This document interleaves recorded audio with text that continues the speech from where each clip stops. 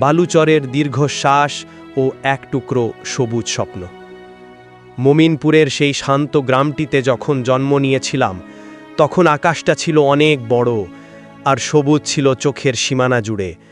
শৈশবের সেই ধুলোমাখা পথগুলো আজীবন মনে পড়ে। কিন্তু ভাগ্যের চাকা মানুষকে এক জায়গায় স্থির থাকতে দেয় না। মমিনপুরের সেই চেনা আঙিনা ছেড়ে একদিন পাড়ি জমাতে হলো যান্ত্রিক শহর ঢাকায়। ঢাকার সেই 12 বছর।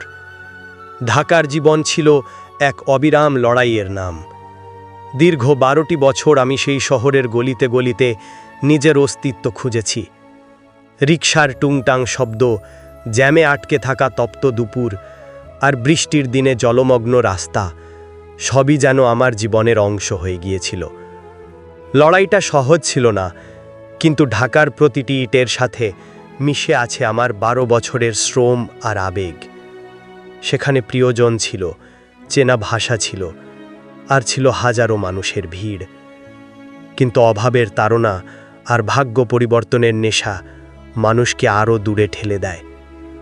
মরুভূমির তপ্ত বালুচরে ঢাকা থেকে সোজা এসে নামলাম সৌদি আরবের ধুধু মরুভূমিতে।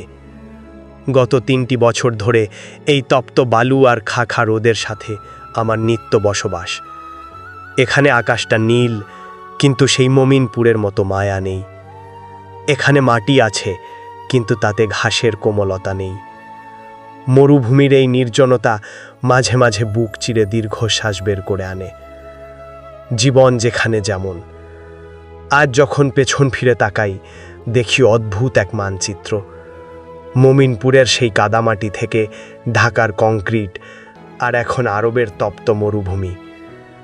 12 বছরের ব্যস্ত ঢাকা আর 3 বছরের এই নিঃসঙ্গ প্রবাস জীবন আমাকে শিখিয়েছে যে জীবন মানেই মানিয়ে নেওয়া।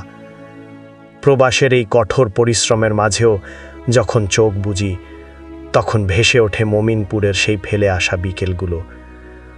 শরীরটা হয়তো আরবের মরুভূমিতে ঘাম ঝরাচ্ছে, কিন্তু মনটা আজও পড়ে আছে সেই চেনা বারাদি বাজারের অলিতে গলিতে কিংবা শৈশবের সেই গ্রাম্য পথে। পরবাসের জীবন হয়তো কষ্টের, কিন্তু এই ত্যাগই একদিন আপনার এবং আপনার পরিবারের মুখে হাসি ফোটাবে। আপনার এই সংগ্রাম বৃথা যাবে না। ধৈর্য ধরুন, নিশ্চয়ই কষ্টের পরেই স্বস্তি আসে। কেমন লাগলো?